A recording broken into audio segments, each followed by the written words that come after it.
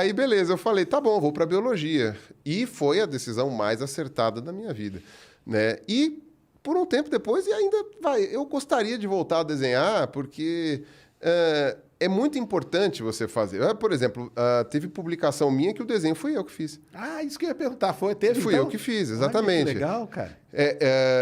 E é meio que fundamental na minha área também. É aquela coisa, né?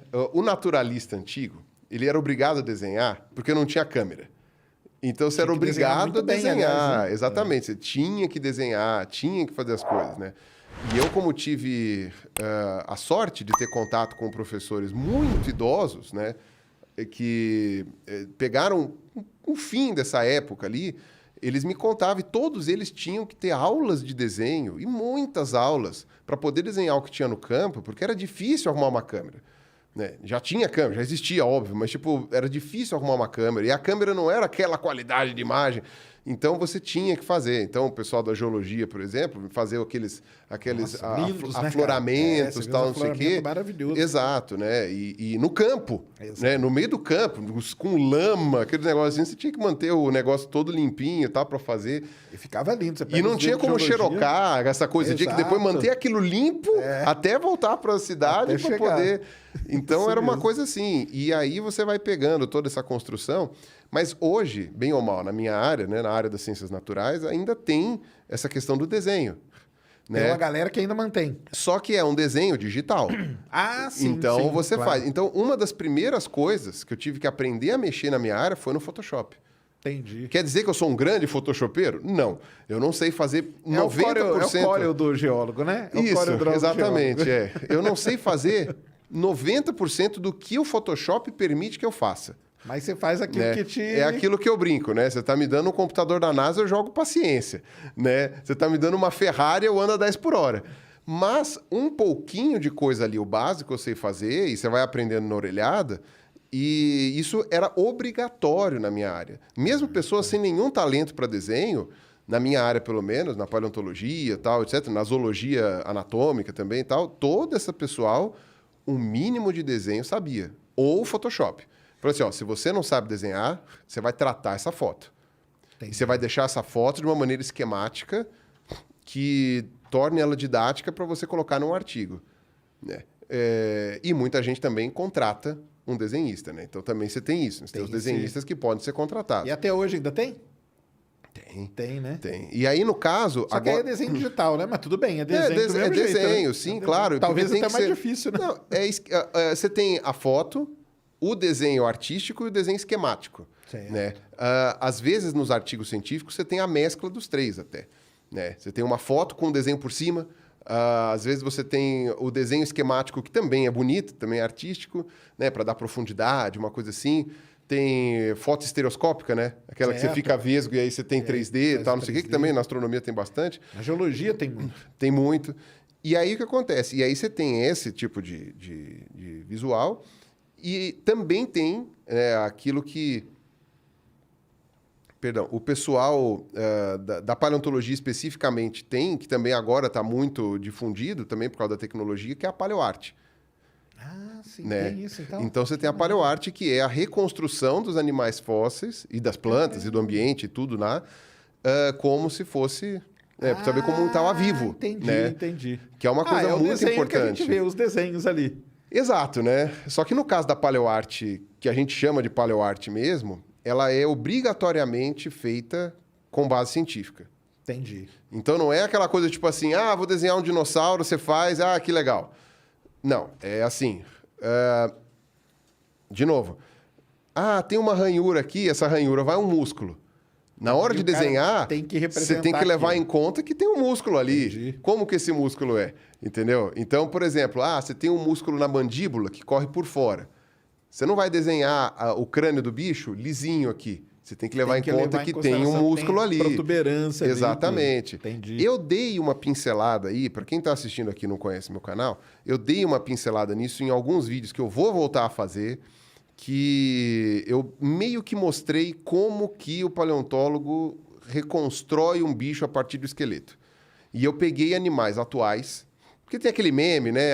Como que os alienígenas reconstruiriam, tal, não sei o quê. Eu peguei animais atuais, que a gente sabe como são em vida, e mostrei até onde a gente pode ir se não conhecesse ele. Sem conhecer ele. Um teste cego. Exato. Né? Óbvio, tem algumas coisas que a gente não vai saber.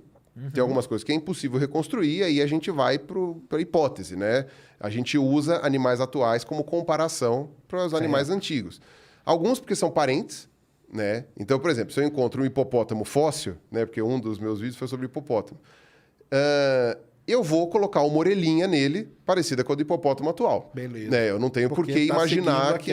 Exato, porque imaginar que não teria aquela orelhinha. Agora, se é um bicho que hoje não existe nenhum atual, né, a gente tem que usar alguns princípios, que nem, por exemplo, alguns bichos, a gente, vários, né, a maioria, inclusive, a gente não tem ideia das cores, mas a gente tem ideia do ambiente que eles viviam. E aí, com base nisso, você coloca a gente pega os bichos atuais, que cor eles têm, os bichos desse ambiente, que cor eles têm. Então, por exemplo, o bicho que vive numa área aberta, com vegetação tropical, rasteira. Aí gelada, ele é meio marrom, meio cinza, aquela cor meio camuflada. Você reproduz isso num bicho que você sabe que viveu numa área parecida. Né? Aquele bicho que vive em floresta, ele se camufla como, tá? Não sei o quê, você reproduz daquele jeito. Não dá para ter certeza, mas é uma coisa assim. Então, a paleoarte tem crescido bastante. Né? Inclusive, é aquilo. Eu tenho trabalhado... Bom... Tem uma cacetada de paleoartista que eu conheço, né? Alguns são amigos muito queridos, muito próximos. Alguns são pessoas que eu admiro o trabalho, não sou tão próximo assim. O meu editor principal, que é o Mingau, é paleoartista. Né? Legal, então ele tem um canal muito legal, que quando eu dou folga para ele das edições, eu deixo ele alimentar o canal dele, que é ele desenhando. Né? E ele demonstra o conhecimento dele ali, mostrando como que ele faz a reconstrução, com base no quê e tal, não sei o quê, sempre explicando. Né? Agora, as miniaturas dessa série nova que eu estou fazendo aí, como o Mingau não está tendo tempo, eu chamei um rapaz que é amigo dele, inclusive, que é um desenhista de mão cheia, assim. O cara é incrível, incrível. Ele vai ficar se achando agora que eu estou elogiando. Aí ele é só desenhista, ou ele é desenhista com essa bagagem científica ele aí? Se preocupa em ter essa bagagem. Porque aquilo, o desenhista não precisa ser um cientista. Não, então, mas ele precisa confirmar com o cientista o que ele está fazendo. Claro. Né? E isso ele faz. Né? Um dos maiores paleoartistas que eu conheci, que é o Jorge Blanco, lá da Argentina, ele é artista plástico. Ele não tem nada de tem nada de cientista. Entendi. Mas ele desenha te puxando pela coleirinha, assim, pela orelha, e fala, não... Como que era, como que é. Me ajuda aqui, o que era isso, o que era aquilo tal. E aí, com o tempo, você vai criando expertise.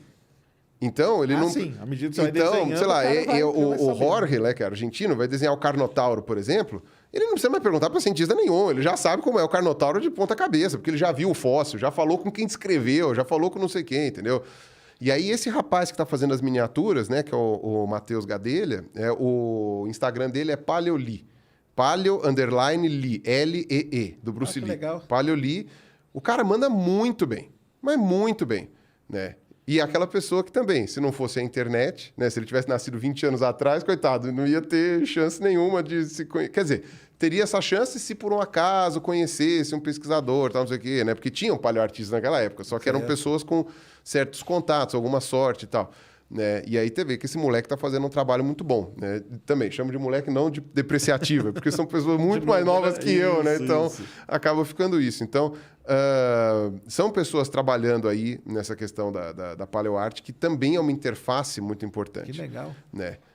Nos congressos o pessoal deve aparecer, porque na geologia tem isso também. Tem. E aí tem até sessões em congresso de geologia dessa galera que desenha, sabe? Até para você poder encontrar esse pessoal e tal.